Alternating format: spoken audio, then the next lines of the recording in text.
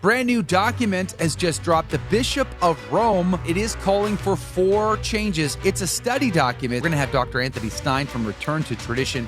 And the best part about it is it's the proposal document for further dialogue and discussion.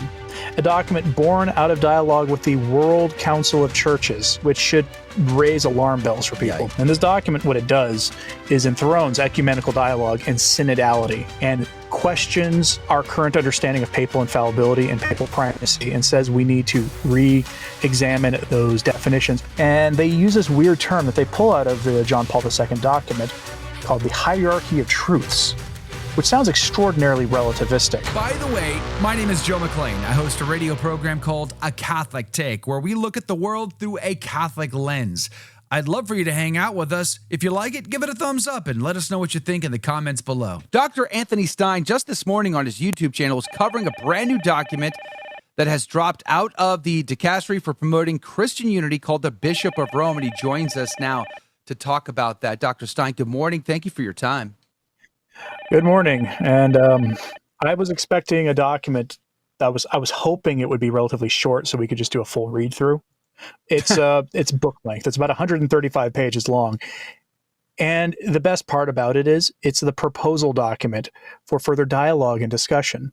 A document born out of dialogue with the World Council of Churches, which should raise alarm bells for people. Yikes. Because before Vatican II, the World Council of Churches was formally condemned by the church. And then after Vatican II, suddenly we had we weren't part of it, but we had conversations in the spirit with them in the name of ecumenical dialogue.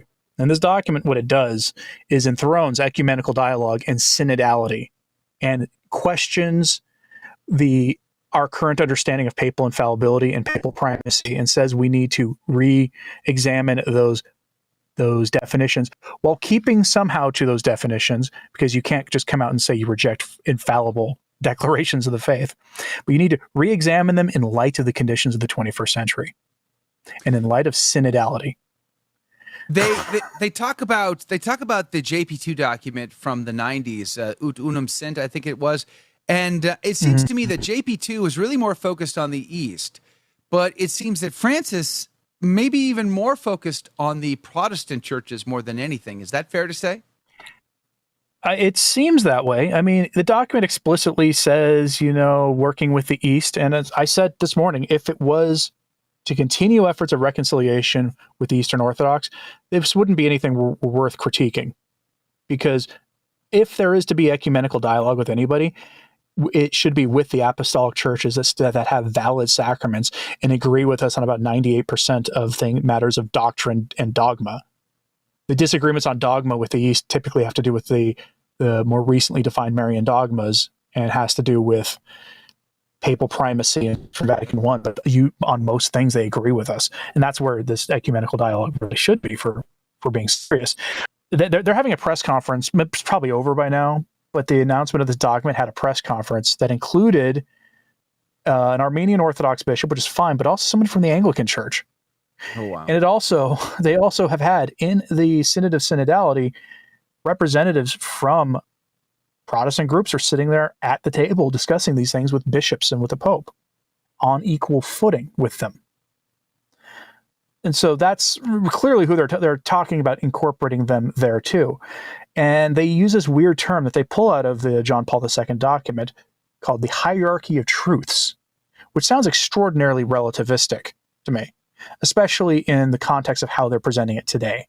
When they talk about the, re-examining these dogmas, re-examining the concept of papal primacy and using synodality as its guide, then you start having this hierarchy of truth, and it all starts to sound a little bit like some sort of dogmatic and moral relativism. And it's definitely concerning. And this isn't even the final document. Again, this is a document that's, questions arise from these dialogue sessions that they were going to have to work with. This is not the last we're going to see of this. This is clearly an attempt to, one of the things in the document is to say, Synod of Synodality should be basically going on forever. We should always have more synodality and more of this stuff going on at all times, talking about bringing, synodal discussions to your local level, having it happen all the time. We're already sick of the word synodality. We're all sick of that already.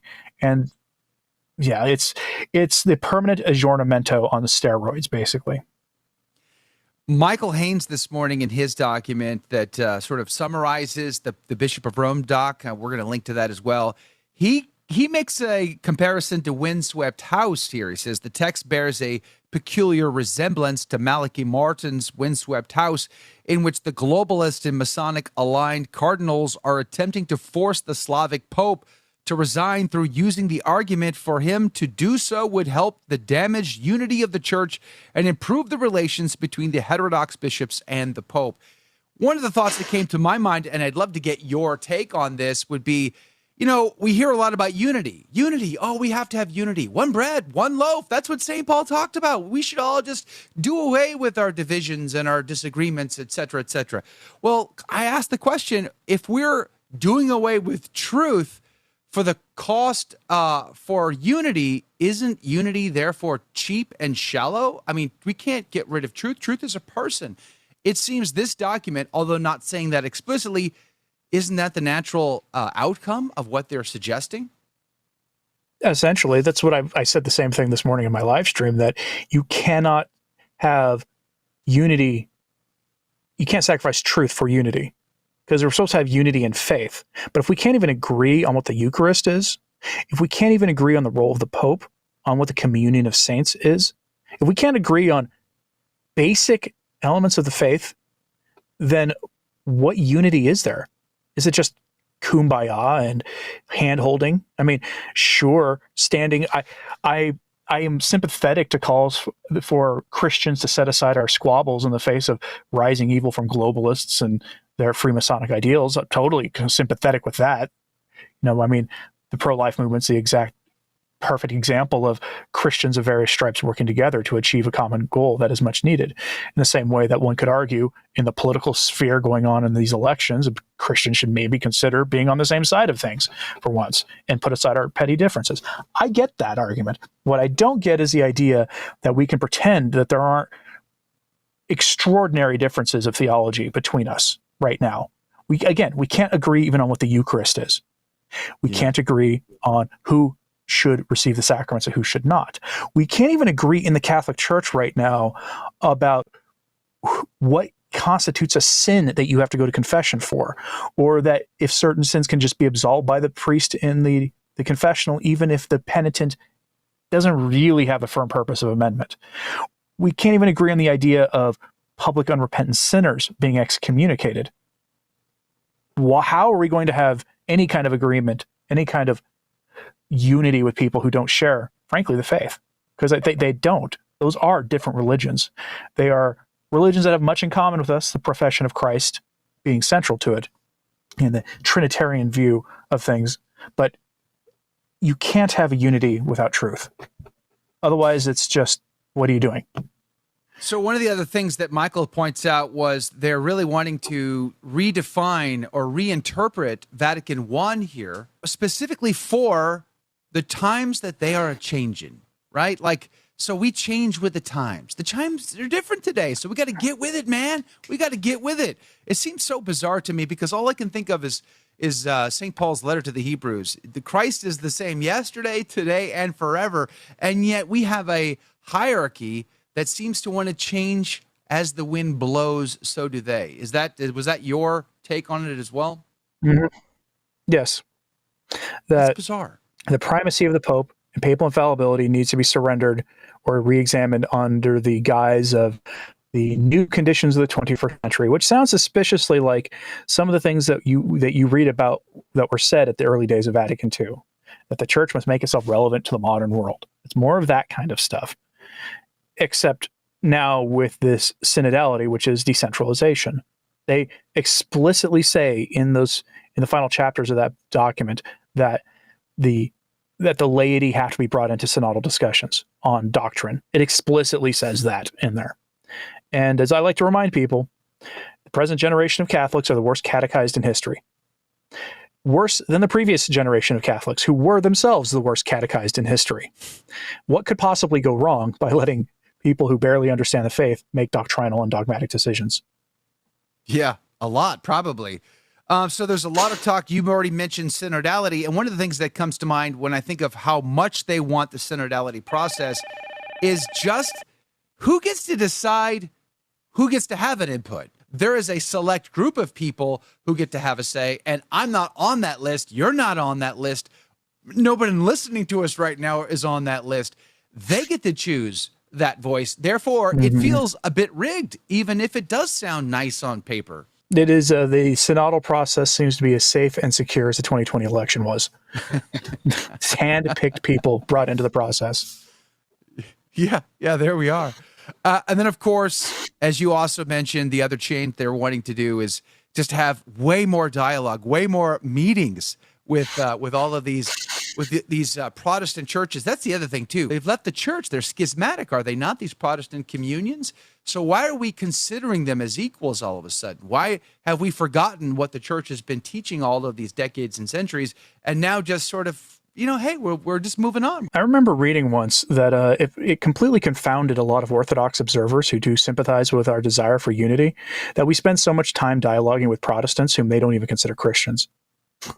Like, it just completely blows their mind. And frankly, the attitude towards the Protestants by the Catholic Church used to be very similar to that of the Orthodox. That it changed in the 19th century. It began to change that way. But yeah, it's for some reason people who oftentimes you've encountered Protestants, I'm sure, who deny the Trinity. Sure. Who say that Mary was not the mother of God, and they thus attacking the head of Christ himself when they do that. I don't understand this desire for this. Now, granted, mostly I'm citing American Protestants who seem to be completely a different breed of Protestant than their European counterparts. But it has been the project of the Church since the Council to make it acquiesce to Protestant concerns as much as possible. And I think you saw that with that Lutheran justification document in the 1990s, which got a lot of criticism from traditionalists in those days. So I don't understand this desire really with people who are frankly of another religion. I mean, it's almost entirely another religion at this point, especially among the American Protestants. But that is what they're focused on, while also mentioning working with the East and things. But again, no mention, at least in what I read of the document, about the one thing that destroyed ecumenical dialogue with the East anyway. That was fiducia supplicans. Yes. The number of times the Eastern Orthodox patriarchs came out and said, yeah, discussions with Rome are dead on arrival until this document is rescinded, because they think that we're now all heretics for wanting to bless gay couples and things. And the document does explicitly say couple and their relationship, by the way, for those who don't think it does. It explicitly says. And so ecumenical dialogue with the East was destroyed by Cardinal Fernandez. So again, I don't know what the point of this document is. Yeah. Other than this is going to do away with the universal church and the supremacy and the power of the chair of St. Peter to bind and to loose and to encourage his brethren. It even says in the document, quote, the Roman primacy should be understood not so much as a universal power in a universal church, Ecclesia Universalis, but as an authority in service to the communion between the churches, that is, to the whole church. That is to say, once the language is stripped away, the papacy should not seek to exercise its divine authority. Yikes. Can anybody say yikes? So he's just one of many. There's just one of many. And clearly, as of today, the one of many do not agree on fundamental truth. And that truth is a person. And again, as we said a little while ago, I don't think you can give up truth for the sake of unity. That's a cheap unity, and nobody ought to want that. And I don't believe anybody will, to be honest with you. I'm not convinced that they'll come flocking in and be a part of the one body of Christ and pulling out the tambourines and singing Kumbaya just because this document or the Pope himself decides to take off the tiara. At any rate, we're out of time. Dr. Anthony Stein, so grateful you jumped on this morning to give us your take on the document. Thank you so much for your time.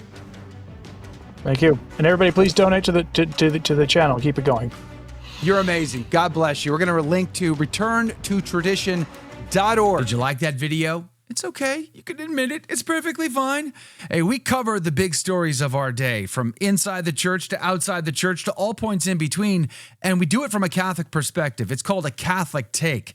It's a radio program Monday through Friday. We live stream it right here on this channel, by the way, so make sure to subscribe, like, and share. We would be very grateful to you. And don't forget, you're going to want to watch this video right here because you don't want to miss anything.